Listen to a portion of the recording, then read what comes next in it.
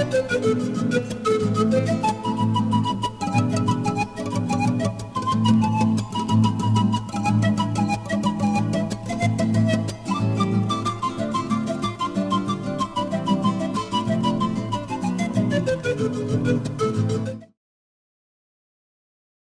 han puesto a pensar ustedes cuál es la razón que explica por qué los pueblos de América Latina en general son pueblos pobres viviendo en países con enormes riquezas naturales?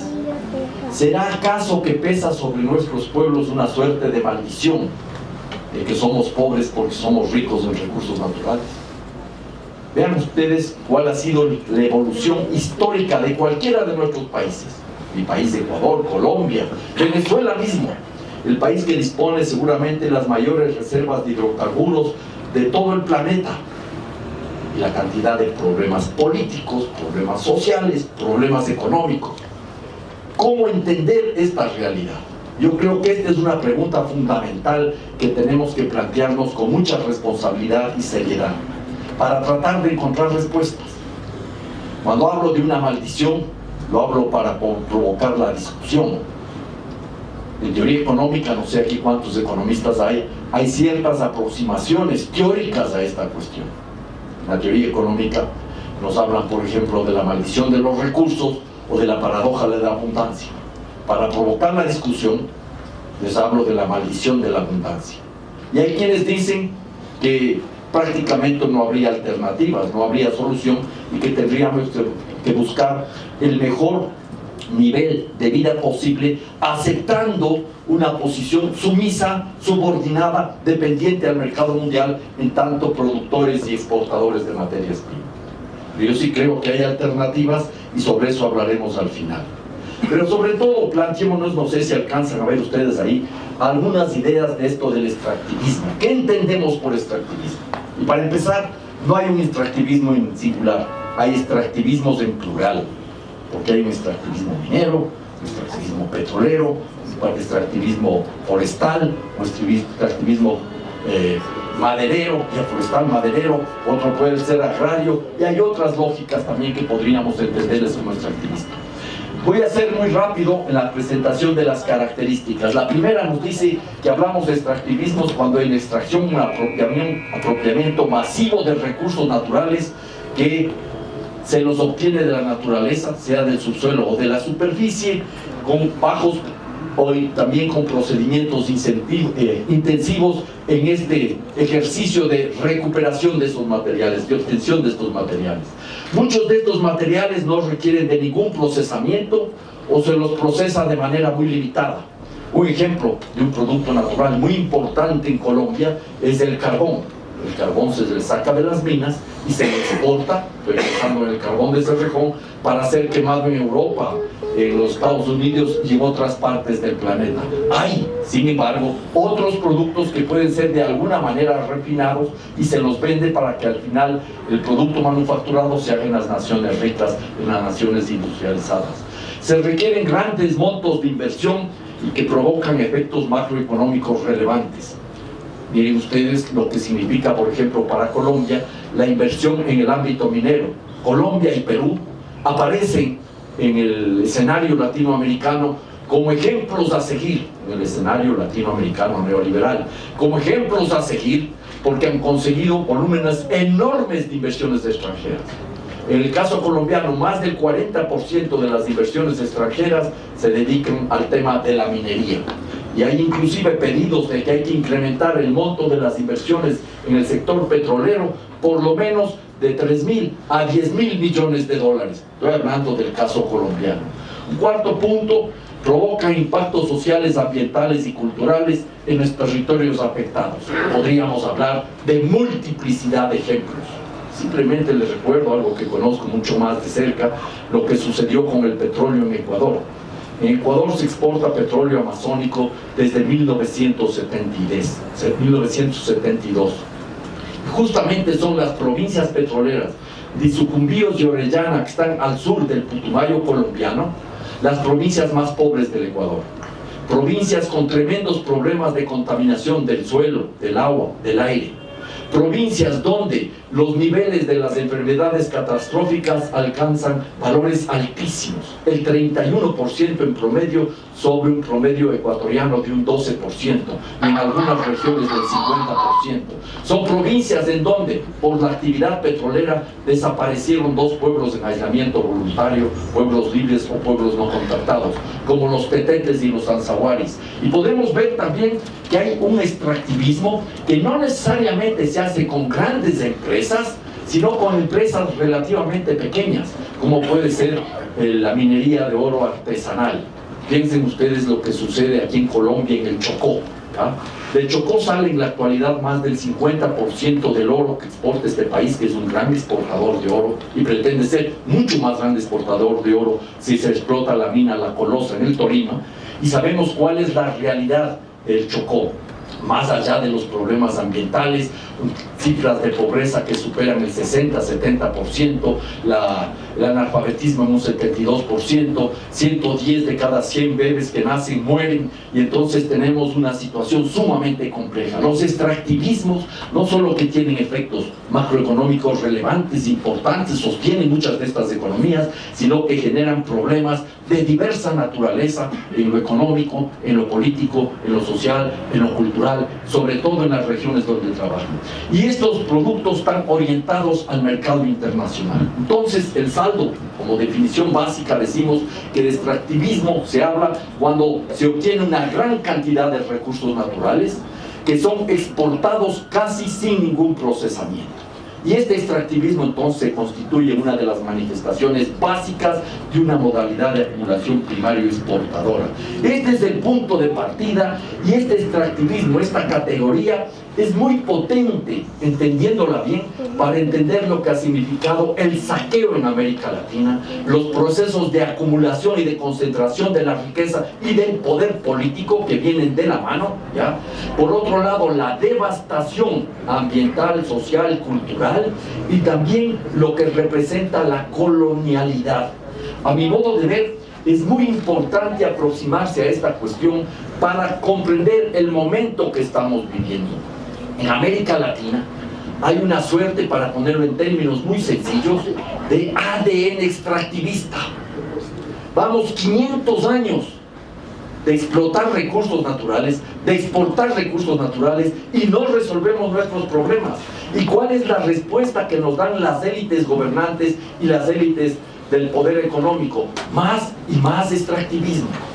Comienza a declinar la tasa de extracción de crudo ahora en Colombia, y la respuesta de la Asociación de Empresas Petroleras es mayor inversión para seguir subiendo la tasa de extracción. Vamos a hablar de eso también en el camino, que me parece que es fundamental. Entonces, lo que hay es una necesidad de una aproximación teórica para comprender esto y verlo desde lo que podría ser la lectura de Marx de la acumulación originaria, y podríamos hablar ahora de una acumulación originaria global. Podríamos incorporar también las reflexiones de Rosa Luxemburg, que en este campo son realmente vigorosas y nos abren la puerta a entender por qué las economías subdesarrolladas, las colonias, son básicas para los capitalismos metropolitanos. Y naturalmente hablarlo, como dice ahora Harvey, la acumulación por desposesión, que sería una visión un poco más moderna de las cosas, pero a mi modo de ver siempre inspirado en la acumulación originaria, o como plantea Eduardo Budinas, un uruguayo que trabaja muchas de estas cosas con la lógica de la extracción. Yo creo que esto es fundamental e importante, y les leo la cita de Rosa Luxemburgo, sobre todo si no la alcanzan a ver atrás. Y un asunto, las láminas mías están aquí en este computador a disposición de ustedes, y si alguien quiere le puedo mandar también por correo electrónico y algún otro material también. ¿Qué dice Rosa Luxemburgo? Que para nosotros es un referente muy importante, ¿ya? Nos dice que el capitalismo vive a expensas de las economías coloniales, vive más exactamente de su ruina, y para acumular tiene absoluta necesidad de ellas. Es porque éstas les ofrecen la tierra nutritiva a expensas de la cual se cumple la acumulación. Este es el meollo del asunto. No es que producimos recursos naturales pensando en el desarrollo de nuestras economías, sino porque son recursos indispensables para la acumulación, para el desarrollo, para la industrialización de las grandes potencias. Ahí está uno de los elementos fundamentales que tiene que tener presente un ciudadano, una ciudadana de América Latina, consciente de hay que cambiar esta realidad. Y esto nos lleva entonces a una reflexión muy rápida de la historia. Soy fanático de la historia y creo que es importante rescatar siempre los orígenes. Y nos preguntamos, ¿cuándo empezó esto? Hace mucho tiempo atrás. Llevamos 500 años de ser países que exportamos materias primas. Hace 500 años, el señor Colón, este genovés que partió desde el puerto de Palos, cerca de Cádiz, en España, lo que buscaba es mercados porque se había bloqueado la ruta de la seda. Acá por la mitad del Asia se bloquea la ruta de la seda por donde transita Marco Polo y logra llevar una serie de avances de las potencias económicas de la época como eran la India y China. Se interrumpe la ruta de la seda. Aquí, si alguien quiere ubicar, eso pasa por Samarcanda y otras ciudades maravillosas. Y entonces, ¿qué hace Colón? Dar la vuelta a la tierra, rodear la tierra para llegar a estos mercados que no tenían acceso luego de los problemas que se habían provocado. ¿Y qué es lo que busca Colón? Colón busca lo mismo que están buscando las empresas transnacionales ahora, exactamente igual, ¿ya? Y Colón busca, como ustedes pueden ver aquí, especerías, sedas, piedras preciosas y oro. En su diario de viaje, en el bitácora del capitán Cristóbal Colón, que luego lo nombrarán almirante, él hace 4 viajes, menciona 175 veces la palabra oro. Oro es fundamental para entender esto, ¿no? Menciona apenas unas 48, 47 veces la palabra Dios o Ser Supremo. Nosotros siempre nos hemos imaginado, o nos han vendido la idea de que la llegada de Colón a América fue un hito civilizatorio importante, que abrió la puerta, entre otras bendiciones, no me opongo a las creencias de nadie, a la evangelización. No, Colón buscaba oro como busca oro una empresa transnacional china, como busca la Anglo Gold Ashanti en el Tolima oro, y exactamente como las otras empresas. Colón fue muy categórico, y él decía que el oro es excelentísimo, del oro se hace tesoro, y con él, quien lo tiene, hace con lo que quiere en el mundo, y llega incluso a llevar las ánimas al paraíso, a sacarlas del purgatorio. El oro era lo que motivaba, y eso es uno de los elementos fundamentales. Oro, piedras preciosas, plata, y después también especerías, y después también frutas, y después también otros productos, pero el oro es el que sintetiza. Y simplemente para cerrar este capítulo histórico, nuestro amigo Cristóbal Colón fue sin lugar a dudas el primer economista de la historia. Organizó 4 proyectos similares financiados por el Estado y nunca supo a dónde llegó y lo que iba a producir con su esfuerzo. Él no sabía nunca que había en el camino un continente que luego le llamarían América, porque incluso el nombre no es original nuestro, sino el nombre fue impuesto. Y en este proceso de conquista y colonización se establecieron territorialidades y subjetividades que marcan hasta ahora nuestra realidad. Nuestros territorios funcionan algo así como campamentos permanentes de explotación de recursos naturales en función de realidades ajenas a los nuestros. Y se va generando una subjetividad de dominación, de incapacidad, de una suerte de apatía general, porque no encontramos las alternativas a esta realidad. Y concluyo esta reflexión histórica extremadamente rápida, planteándoles que en ese entonces se configuró el elemento básico de lo que sería luego el actual mercado mundial. Unos países comenzaron a exportar materias primas, otros a vendernos manufacturas, y en ese contexto se da uno de los primeros procesos de extractivismo energético masivo. Como cuando llegaron los españoles, se produce aquí una hecatombe demográfica, 30, 70 millones de muertos. ¿Cuál fue la respuesta? La esclavitud. Traer gente de África, y se traen cientos de miles de personas como energía, no como seres humanos, porque lo que se buscaba era fuerza de trabajo para suplir la que se había perdido en los primeros momentos de la conquista y la colonización. Los indígenas, sabemos muy bien, cuando empieza la conquista se les veía como subhumanos, no tenían alma, y la esclavitud fue eso, gente dominada en función de modalidades de acumulación y de concentración de la riqueza. Eso se refleja una y otra vez, si ustedes pueden ver en la historia, cómo lo que los conquistadores buscaban era oro, especerías y recursos naturales. Los reyes de España envían a un cura jesuita, padre Cristóbal de Acuña, a que revise lo que contó 100 años antes Francisco de Orellana, que asoma como el descubridor de las Amazonas, descubridor de recursos naturales, ¿ya? Eso sí es claro. Y entonces establece la Amazonía ya como una zona de explotación de recursos. Pero aquí es algo muy interesante, con aquello de las territorialidades y las subjetividades. Se da dentro de nuestros países también la lógica centro-periferia. La Amazonía colombiana, ecuatoriana, brasileña, peruana, es una región de colonización. Nuestras élites ven en Amazonía no el verde color vida de las hojas y de los árboles, sino el verde color dólares, siempre extrayendo recursos naturales de nuestros países. Y esto entonces fue un motivo de reflexión incluso por personas como Adam Smith. Adam Smith es muy claro al respecto en su libro clásico. El oro, dice, es el objeto del descubrimiento, y dice que cuando los aventureros arribaban a alguna costa, y le menciona ahí a Almagro, a Pizarro y a otros antes en el párrafo anterior, preguntaban si en aquellos países había oro, y por los informes que les daban sobre el particular resolvían o dejar el país o establecerse en él. El oro, los recursos naturales, como punto de referencia para el establecimiento y el avance de la conquista y la colonización. Y Humboldt, después Alejandro von Humboldt, un alemán, habría dicho que nuestros pueblos son como pordioseros sentados en un saco de oro. Él pasa por la Capitanía de Venezuela, por el Virreinato de Nueva Granada, por la Real Audiencia de Quito, y creo que llega también, por supuesto, llega al Virreinato de Lima, y él, que hace un trabajo estupendo, luego encerrado en su casa en Berlín, abre la puerta de una u otra manera a una segunda ola de conquista y colonización de los capitales europeos. Y aquí un dato importante: en todo este proceso la violencia es fundamental, y en el extractivismo la violencia no es una consecuencia, es una condición necesaria. No es que hay un buen extractivismo o un mal extractivismo. El extractivismo en sí es violento, porque hay que ejercer violencia sobre las comunidades que están presentes en el territorio, hay que apropiarse del territorio y sus recursos, y hay que ejercer violencia sobre la naturaleza. Les invito a leer un libro de Eduardo Budinas muy interesante al respecto, Extractivismos, ¿ya? Es un libro que entiendo ya está publicado también aquí en Colombia, y que vale la pena leerlo para profundizar en esta discusión.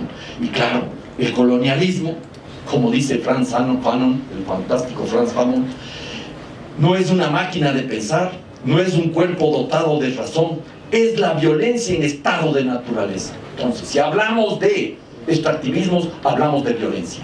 Y ese es un punto clave y fundamental que no podemos dejarlo de lado. Hablemos rápidamente de la actualidad del neoextractivismo. Y planteo yo que hay una suerte de maldición de la abundancia que se refleja al menos en tres características gruesas, ¿ya? Desde el principio, cuando fuimos integrados al mercado mundial como productores y exportadores de la materia prima, nos acostumbramos a vivir de la renta de la naturaleza.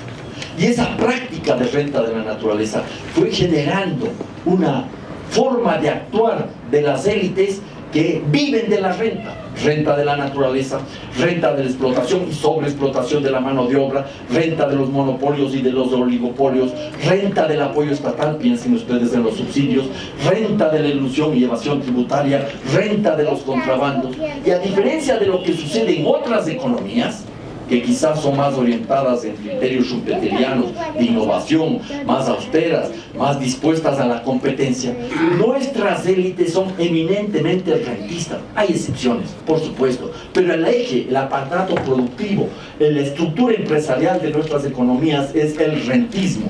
Luego tenemos sociedades clientelares, hay una enorme disponibilidad de recursos naturales, la naturaleza es generosa en nuestros países, y la disputa de esos recursos naturales genera estados que buscan mantener lealtades en base a la utilización de esos recursos naturales y la entrega de alguna parte de esa riqueza a la sociedad en su conjunto. Y los distintos grupos de la sociedad buscan acceder a esos recursos. Naturalmente, la tajada gruesa queda en los grupos dominantes y queda inclusive en ciertos sectores de relativo privilegio, como puede ser la aristocracia obrera, de las empresas mineras o de las empresas petroleras, que tienen estatus siempre un poco más alto que el resto de los trabajadores. Son cuestiones muy claras que nos conducen a la existencia de gobiernos autoritarios.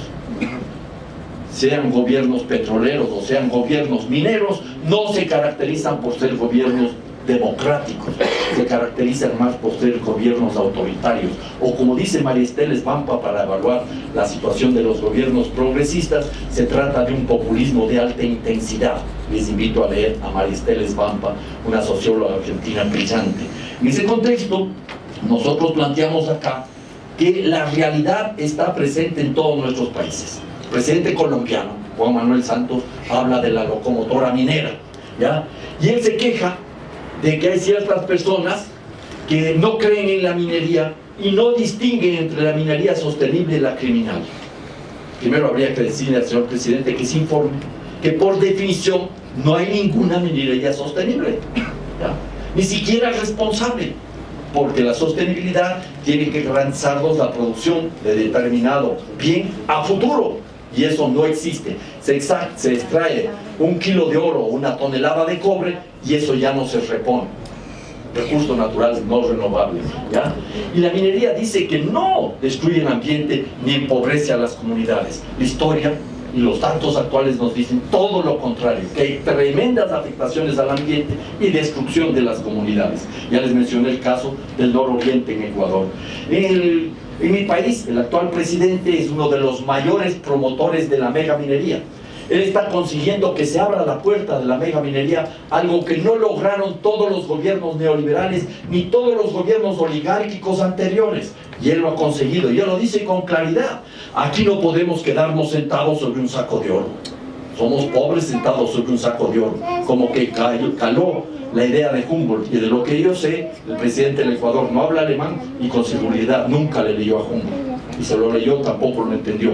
Pero eso es otra cosa, ¿ya? Ese es un planteamiento que está muy presente en los gobiernos neoliberales y en los gobiernos progresistas. Lo grave es que muchas veces ni siquiera se abre la puerta para el debate. El presidente de Ecuador llega a plantear que quienes se oponen a la megaminería deberían terminar en los manicomios. Esa es otra de las características.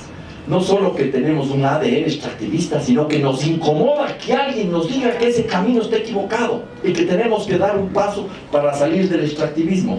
En Bolivia la situación no es mejor. El presidente Evo Morales también se queja de que haya críticas del extractivismo y dice, si me quedo sin petróleo, ¿cómo financio estos proyectos de desarrollo que van a los sectores marginales? Aquí se llama Familias en Acción, ¿no? Sí. Familias, ¿cómo es? Familias en Acción se llama. Yo estuve ayer en Ibagué una movilización enorme de Familias en Acción, miles de mujeres en el estadio ya, que iban a reunirse, y había los jóvenes que están apoyando el no a la minería el 30 de agosto, que estaban ahí presentes, y mucha de esa gente estaba por el no también en la consulta del próximo 2 de octubre. Así que preocupante el asunto, ¿ya? Un tema que anoto yo como con mucha preocupación. Y luego, por supuesto, hay algunas diferencias entre los gobiernos neoliberales y los gobiernos progresistas en lo que tiene relación con los extractivistas. En los gobiernos progresistas como Bolivia, Ecuador, Argentina de alguna manera, Brasil también, Venezuela por cierto, hay una mayor presencia del Estado. El Estado interviene mucho más en la actividad extractivista, controlando, normando y también captando excedentes. Hay unas renegociaciones de contratos que le dan una mayor participación en la renta, y muchas veces se busca que esos recursos naturales estén en manos de empresas estatales. Ese es un tema que más o menos les diferencia de los gobiernos neoliberales. Hay una menor presencia de empresas extranjeras, pero están ahí, y en realidad son las que realizan las tareas de explotación y se llevan los excedentes. Y entre gobiernos neoliberales y gobiernos progresistas hay muchos puntos de coincidencia. En primer lugar, en ambos casos se agravan los impactos sociales y ambientales. Uno, porque estamos desesperados, nuestros gobiernos, nuestros países, en tener ingresos para atender las demandas de de la sociedad, para las políticas sociales, ya para combatir la pobreza y generar el desarrollo. Y dos, porque hay cada vez menos disponibilidad de recursos naturales que están al acceso de las empresas. Por ejemplo, los yacimientos petroleros grandes son cada vez menores y el petróleo que se encuentra es en yacimientos pequeños, de baja calidad, con mucho azufre, con una enorme cantidad de químicos, y adicionalmente cada vez es más costoso. El fracking es una demostración de eso. Y tenemos entonces otro elemento aquí interesantísimo, no vamos a abordar ahora por cuestión de tiempo. Tanto en gobiernos progresistas como en gobiernos liberales ha habido un resultado muy interesante. En todos los países de América Latina se reduce la pobreza. En todos los países de América Latina se reduce la pobreza. En Colombia, en Perú, en Ecuador, en Venezuela, diversos niveles podemos discutir, pero en todo se reduce la pobreza. La diferencia puede aparecer en algunos casos porque se da no tanto por el crecimiento económico, como es la situación de Colombia, sino por una mejor política social, inversión social en otros países. En todas partes hay una fragmentación territorial, los enclaves se mantienen y seguimos insertos en el mercado mundial de una manera sumisa. Y un dato importantísimo, para entender el extractivismo y sus lógicas, no nos olvidemos que el capitalismo acumula produciendo o especulando. En ese sentido, pues decir en qué andamos hoy, ¿no? Indicar primero, como bien lo señalaba el anterior expositor, de que no somos una potencia de hidrocarburos, en el caso venezolano que llega a los 2 millones de barriles diarios. En este caso, pues los que son potencias de hidrocarburos son Estados Unidos a través del fracking, que esa sobreproducción de hidrocarburos es lo que ha ocasionado una disminución de los precios, Arabia y Rusia. O sea que realmente esos son en última los que ponen en jaque el precio internacional. Muy curioso cuando se reúne el presidente de Venezuela, ¿cierto? Y que va a ir a convencer al presidente ruso y a los de la OPEP de que Venezuela con 2 millones de barriles diarios, pues realmente los que van a convencer fueron estas potencias que tenemos ahí. Para el caso colombiano, ya lo ha dicho el ministro de Minas, hay más o menos entre 4 y 5 años al nivel de explotación que se tiene hoy de hidrocarburos. Cerca del 70% de la explotación de hidrocarburos que hace el país está destinada a la exportación.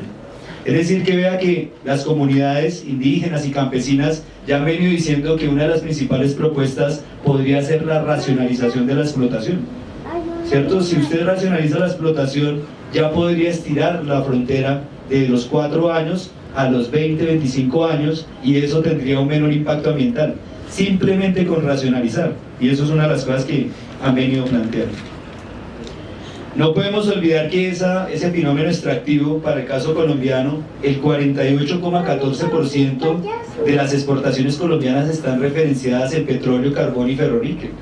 Es decir, que toda nuestra generación de divisas está anclada a la exportación de estos materiales. Eso lleva a una discusión muy fuerte, y es si el país renuncia a la explotación de todo tipo, no a la minería, no al petróleo, no al ferroníquel, pues sería también renunciar a esa actividad que tiene el 50% acaparada las exportaciones, ¿cierto? El 50% de la generación de divisas que permiten la compra de otros bienes importados. En ese sentido es cuando hablamos que la propuesta no puede ser únicamente de tipo, es decir, alzarnos no al extractivismo, sino que debe ser holística, ¿cierto? Hay que vincular, o sea, porque implica un cambio de modelo profundo. Es decir, no podemos tener los mismos niveles de consumo sin extractivismo.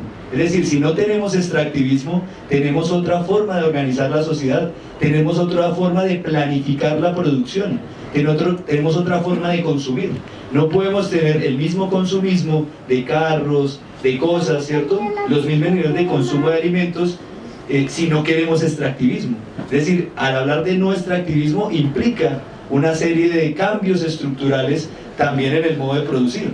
Recordemos que no solo somos capitalistas, sino además dependientes y rentistas, ¿cierto? Entonces eso nos lleva que la discusión, y eso es lo que nosotros hemos ido andando, no se queda solo en el extractivismo, sino que debe ser mayor, y eso a partir de las discusiones con el sindicato de hidrocarburos, del abuso, que ellos dicen que quieren impulsar la ley orgánica de hidrocarburos porque el problema es el petróleo y qué hacer con él. Y los otros sectores le han dicho, no solo es el problema de los hidrocarburos, ¿cierto? Y no solo el problema de la renta, sino que en el país hay otros problemas, el problema del empleo, el problema de los territorios agroalimentarios, ¿cierto? Entonces hablemos del otro.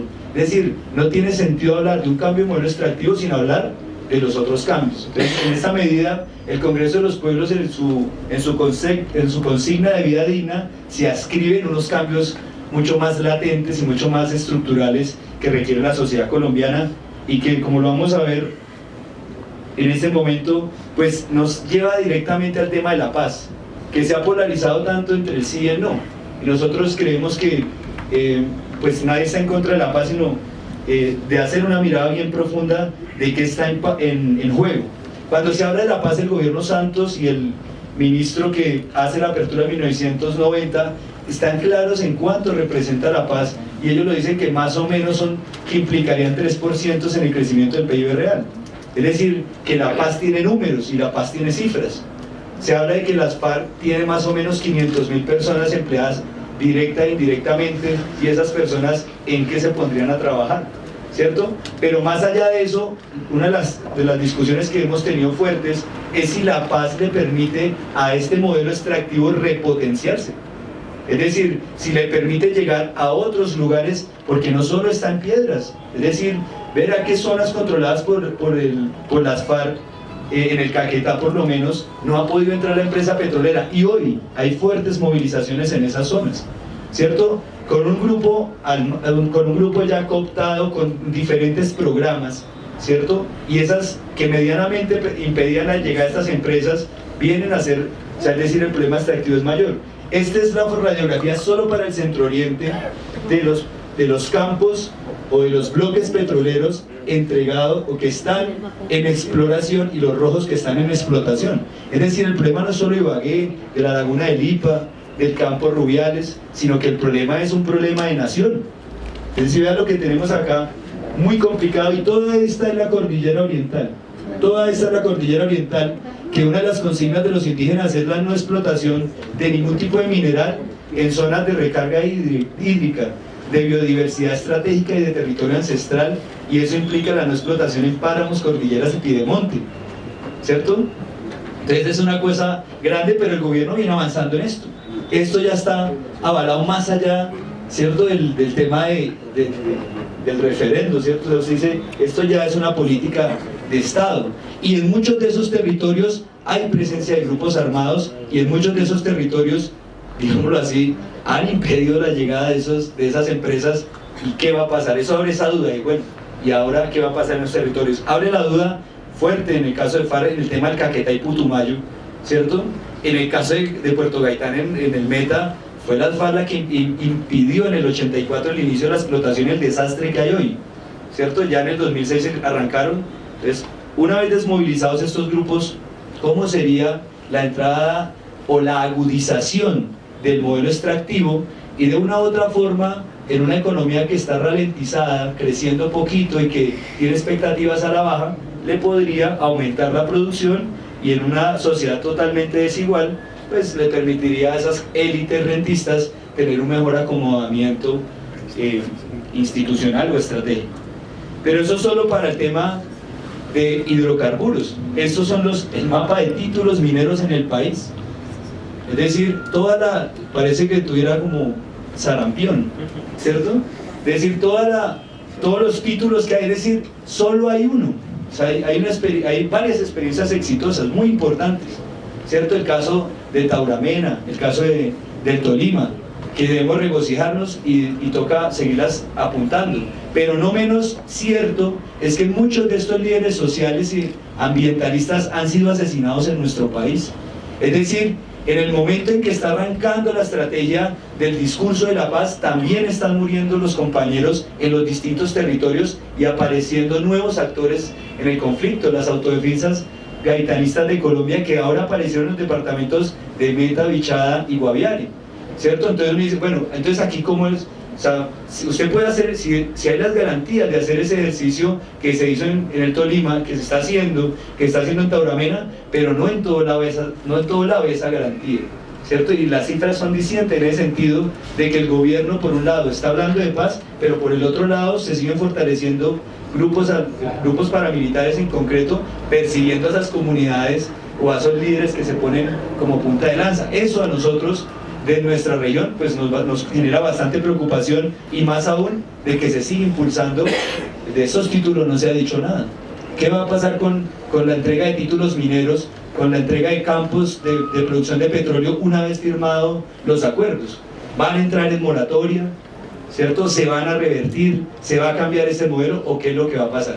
¿Cierto? En ese sentido me parece que la cumbre agraria, étnica y popular le pone como, es decir, pone la discusión, porque no solamente el Congreso que está ahí, sino organización de marcha patriótica y demás, es decir, a abrir esos escenarios de discusión y a que las comunidades puedan poner ese debate. Mientras tanto, mientras esto viene avanzando, pues tenemos que decirlo claro, lo que viene, el paquete legislativo del gobierno Santos, y donde no nos van a preguntar sí o no, es el tema de la reforma tributaria. Las empresas están pagando, en este caso las empresas petroleras, mineras, el 34% de renta. Eso es lo que deberían pagar, pero hay exenciones y deducciones que rompen la base gravable y terminan pagando el 12% efectivo, el 12%, y eso no se va a tocar. En la reforma tributaria lo que se va a hacer es ampliar la base gravable, ¿cierto? Ampliar la base gravable ¿de quiénes? Pues de los asalariados. Los que vienen detrás ya no son los que ganan más de 3 millones y algo, sino los que ganan de 1.500.000 para arriba. Esos son los que van a empezar a declarar para no afectar a la empresa privada, y por esa vía que las empresas no tengan mayor carga y no disminuyan los niveles de empleo, ¿cierto? Entonces, es decir, nos van a decir que hay que apretarnos el cinturón, pero en este caso lo que viene es el aumento del IVA. Va a pasar del 16, ya lo habían dicho ellos, ¿no? Del 16 al 21%.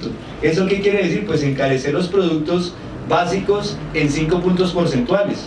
La votaron en el 21 y ya vienen hablando del 19 para finalmente dejarla en el 18%. Eso no está en discusión, y eso nos genera a nosotros, pues, mire que mientras estamos hablando de esto, la locomotora minera no ha parado en Colombia ni un segundo. Hace 4 años hay diálogos y no ha parado, nunca lo ha hecho. No se han dejado de entregar los bloques petroleros, los campos mineros no se han dejado de entregar, ¿cierto? No se han grabado las empresas, y no va a cambiar, no lo va a hacer el gobierno, ya lo dijo.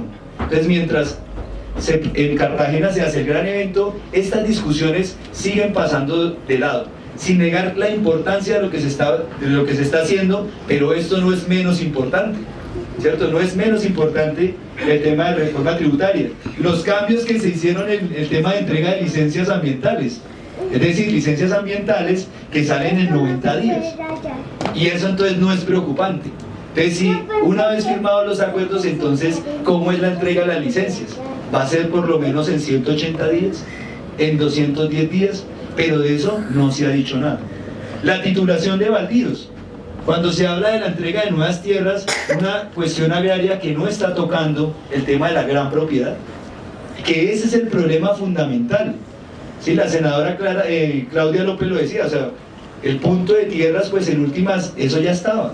Un fondo que reparta las tierras ya estaba. Los baldíos también. Pero el tema de tocar el latifundio no se ha hecho. Es decir, y esa cuestión, pues, pasa de agache también. Sin embargo, pues nosotros no nos quedamos en denunciar el problema, ¿cierto? O sea, en ese sentido me parece responsable de hacia dónde vamos y hacia dónde nos potenciamos. Si nada de eso va a cambiar, pues lo que se recambia o se reconfigura en la sociedad colombiana es ese nuevo escenario, ¿cierto? Pero bien lo han dicho algunos autores, es un escenario de lucha, es un escenario de seguir impulsando esto. Es decir, ya se conocen diferentes procesos de paz que puede hacer la insurgencia, que de una vez firmados los acuerdos, en el caso de Guatemala, por ejemplo, que viene la pelea porque se cumplan, ¿cierto? Para cumplir esos acuerdos. Y para el caso colombiano le pasó a Cumbre Agraria, si no cumplieron lo de Cumbre, que lo de Cumbre es una vaina, hermano, sencilla, o sea, hacer unos proyectos, 250.000 millones de pesos en proyectos, y no los han cumplido, y el paro que se hizo, que acabamos de salir, fue para que cumplieran esos acuerdos. La Cumbre Agraria está clara de que debe seguir su proceso de movilización y de organización en un escenario de firma de acuerdos de las insurgencias. Es decir, que el proceso organizativo, o sea, no podemos vender la idea, no, eso ya vino la paz y ya no hay que organizarse y ya pues las cosas van, sino al contrario. El gobierno no ha parado de hacer eso. Acaba de aprobar la ley Sidres, ¿cierto? Grandes zonas, grandes extensiones de baldíos entregados al capital privado y al capital externo para que se asocie con los campesinos. ¿Cómo será esa asociación? ¿Cierto? Entre el gran capital y el que solo tiene para dar su mano de obra. Queremos ver cómo va a ser esa asociación, que ya está aprobada también para el caso colombiano. Es decir, verá que van una serie de golazos, ¿no?, que se van metiendo y se van filtrando, pero estamos en otro tema de discusión. Quisiera entonces decir que nosotros sí hemos tenido propuestas, sí hay propuestas de parte de las diferentes organizaciones. Nada más importante que si se tiene el tema de renta mineroenergética, pues que esa de alguna forma fuera para el Estado, ¿no?, que es como alguno de los consensos que hay. Pero de las cosas más fuertes que han pedido las comunidades rurales es, pues puede ser para el Estado, pero dónde se hace, cómo se hace y quién se queda con la renta. Es decir, si las comunidades sí participan en la renta. En ese sentido no es solo que el Estado participe con el 90%, sino que las comunidades puedan decidir dónde hacerlo, ¿cierto? ¿De cuánto de ese 90% participan? Porque de una vez llega al Estado, el Estado lo prioriza y lo manda a las partidas que ellos quieren. Es decir, las comunidades nunca pueden decir, de esas partidas tantas vayan para consolidar cooperativas de producción o distribución en la ciudad. Entonces esa propuesta está, de participar allí. Lo segundo y no menos importante es que esa nueva propuesta de la necesidad de cambiar ese modelo, de una nueva política mineroenergética, debe estar anclada a otras propuestas, como ya lo he dicho. Es decir, a todo el tema de bienes de consumo colectivo, a una formalización o dignificación del trabajo y a una nueva ley agraria, o a una nueva política agraria, que toque los problemas de fondo. Es decir, y eso se lo decíamos al sindicato, ustedes no van a ganar la ley orgánica de hidrocarburos si no logran que la gente sepa cómo se va a beneficiar de eso en la ciudad. O sea, ¿usted qué se beneficiaría en la ciudad si ahora los recursos mineroenergéticos de renta pasan a ser del Estado? Si la gente no sabe cómo se va a beneficiar con eso, pues sencillamente pues no lo va a apoyar. Entonces nace la necesidad de, oiga, es necesario unirse con otros sectores. Entonces, en esa forma de tener una propuesta mucho más integradora, creemos que hay una posibilidad. Nosotros ya hemos dicho uno de los temas, solo para enumerar algunas propuestas, el tema de reducción de precios de los combustibles al 50%, como una de las propuestas del movimiento social, sigue vigente. Ahora, lo que digamos viene avanzando Cumbres frente a todo este panorama que nos reclama la organización social. Hemos venido planteando, se va a impulsar el gran diálogo mineroenergético y ambiental en todo el territorio nacional. Esa es como una de las ganancias que se tiene dentro de Cumbre, de poder presentar e impulsar este proceso. Pero ¿qué es un gran diálogo? ¿Cierto? Un gran diálogo mineroenergético y ambiental es precisamente lo que estabas hablando. O sea, de cómo poder vincular una política mineroenergética que no nazca desde un solo sector, que no sea viciada por el Estado, sino que de una vez por todas nazca de las comunidades, ¿cierto? De llevar el problema mucho más allá de la renta, ¿cierto? De poner el tema de que es necesario un recambio en esa forma de extraer los recursos, y también de poner de primer sujeto a esas comunidades que siempre han sido vulneradas, y que haya las garantías para que participen. Entonces se ha planteado este espacio en un proceso colectivo en todo el territorio nacional, donde participen los diferentes sectores. Allí están los sindicatos mineroenergéticos, están las comunidades indígenas, están los negros, están comunidades indígenas, campesinas, los negros, es decir, pequeños mineros, es decir, toda esa amalgama que usted puede tener ahí, que participe de ese proceso. Ese proceso de gran diálogo nacional pues tiene una metodología que ya se está trabajando, ya se presentó con el gobierno, y es sencillamente como la clásica, ¿no? Es decir, arrancar de nuestros espacios locales, pasar a regionales y terminar en un gran diálogo nacional. Ese gran diálogo nacional pues se han priorizado algunas zonas. Los eventos de cumbres regionales estarían priorizados por estos ejes momentáneamente para hacer grandes cumbres mineroenergéticas y ambientales en las regiones del Magdalena Medio, de la Orinoquía, del Caribe, del suroccidente, de los Santanderes, de la zona centro, de Antioquia y Chocó. Es decir que se están hablando de 8 cumbres subregionales de 500 personas y que por cada región se hagan 8 cumbres subregionales de 300 personas para finalizar en un gran diálogo nacional de 3.000 delegados.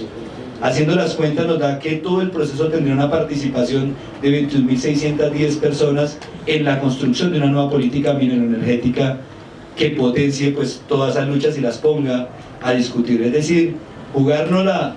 Hoy más que nunca creemos nosotros desde el movimiento político es necesario impulsar esa serie de reformas, pero con organización y lucha en escenarios no menos adversos en términos de la persecución que está haciendo el Estado colombiano. Gracias.